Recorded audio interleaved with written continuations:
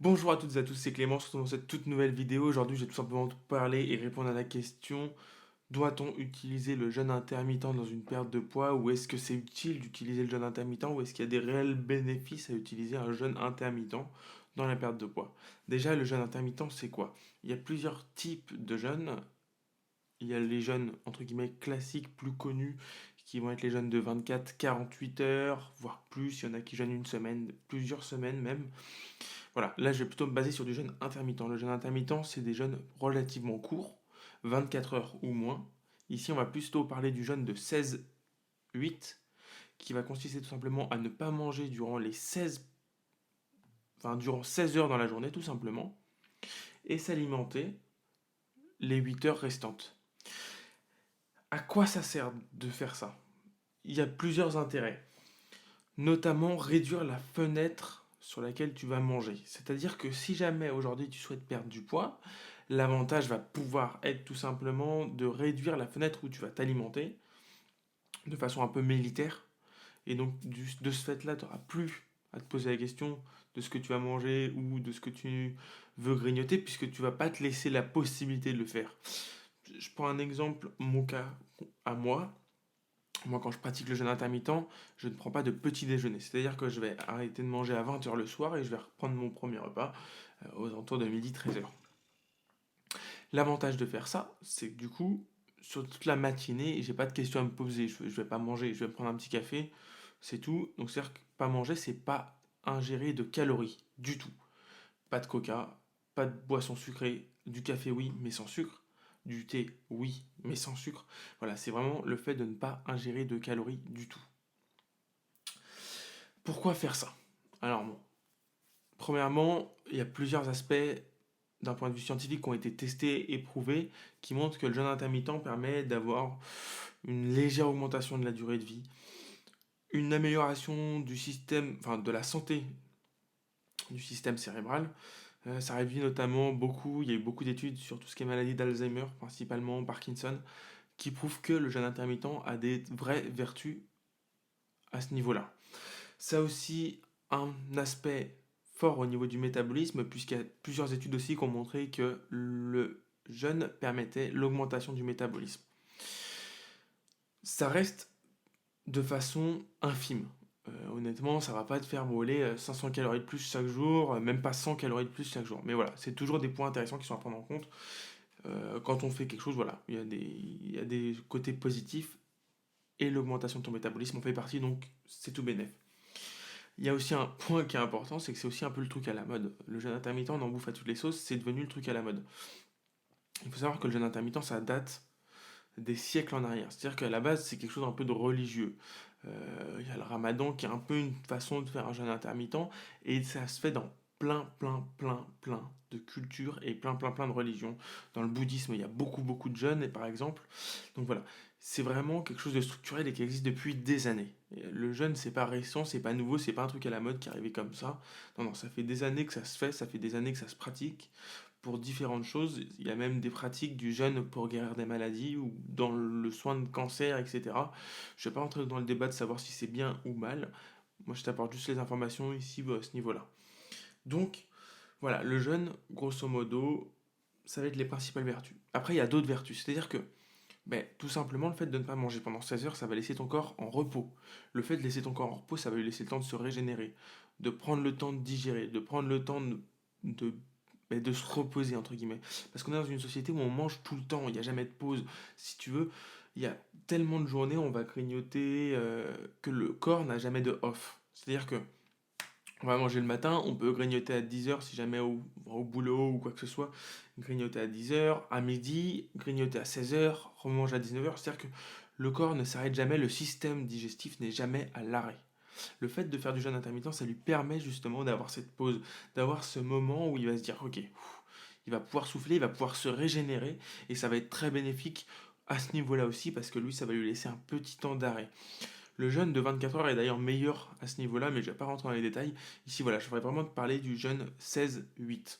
Le jeûne que moi je pratique, tout simplement dans plusieurs objectifs. C'est-à-dire que ça me permet plusieurs choses, parce que au-delà de tous les aspects santé, au-delà de tous les aspects que je viens de t'énumérer, mais le jeûne intermittent, c'est quelque chose de pratique. Notamment si aujourd'hui tu souhaites être flexible. Je vais te donner un exemple tout simple. Demain, journée classique, mais le soir, tu as un repas avec des amis.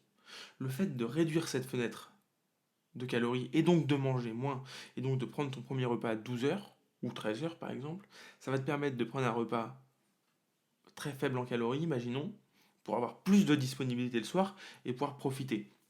C'est-à-dire qu'au-delà de tous les aspects bénéfiques santé, il y a aussi un aspect social. Le jeûne intermittent va te permettre d'avoir des moments de sociabilité plus intéressants dans le sens où tu vas pouvoir manger sans faire d'écart à ta diète, bien évidemment, parce qu'après tu peux bien évidemment avoir une alimentation classique et te faire plaisir le week-end ou peu importe, mais ça va réduire les bénéfices que tu vas avoir au cumul de tous tes efforts. Alors que là, l'avantage, c'est que tu vas continuer de perdre du poids en te faisant plaisir.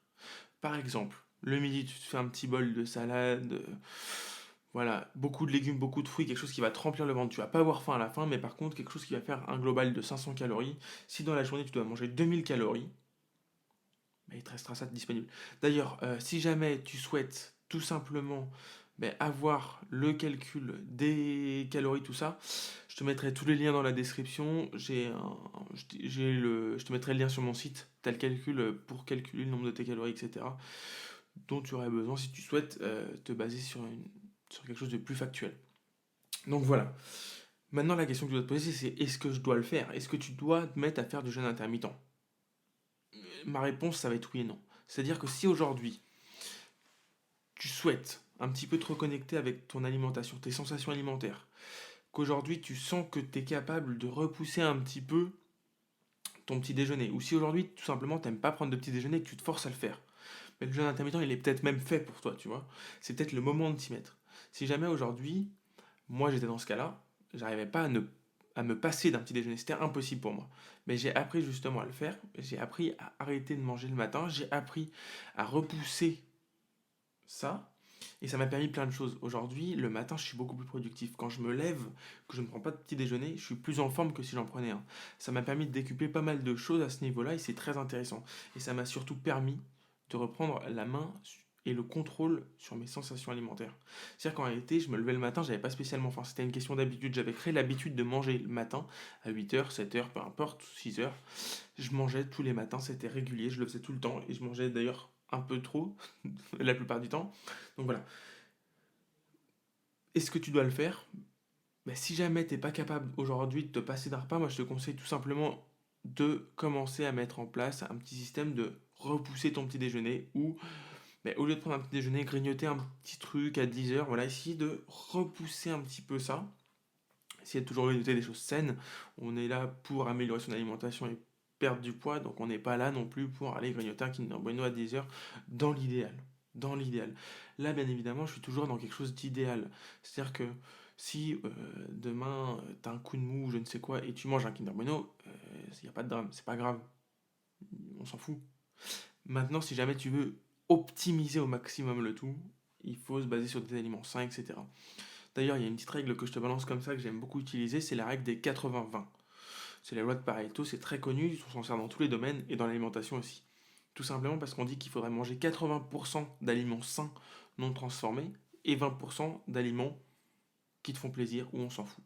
Par exemple, imaginons, dans une semaine, ça peut être un repas un peu trash où tu vas aller au McDo ou je ne sais où, peu importe, je les cite comme ça, qui vont te permettre, entre guillemets, d'avoir ces 20% d'alimentation trash dans ta semaine et le restant va être sain. Cette globalité des 100% va t'amener tout simplement à avoir une alimentation plus saine au global. Et voilà. Bien évidemment, c'est encore une fois étape par étape qu'il va falloir y aller. Et pour faire un petit point sur le contexte actuel, donc aujourd'hui, au moment où je tourne cette vidéo, on est du moins la moitié du monde entier est en confinement. Et donc ça peut être aussi l'occasion de s'y mettre et de progresser et de créer une nouvelle dynamique. C'est-à-dire que si aujourd'hui tu es en confinement chez toi, que tu as la possibilité, justement, chez toi d'expérimenter ça, fonce. C'est le moment justement de tenter de nouvelles choses, de se recentrer sur soi-même, de se reconcentrer sur ses sensations de faim, de se reconnecter avec soi-même. Donc c'est le moment, moi je te conseille même, si tu es en confinement, d'essayer pour ta propre expérience et pour que tu puisses voilà, savoir si ça te convient ou pas. Ça te conviendra peut-être pas. Si ça te convient pas, c'est pas grave. Arrête. Mais si jamais ça te convient, ça peut être aussi la solution qui te permettra de perdre du poids à long terme. C'était Clément. Salut.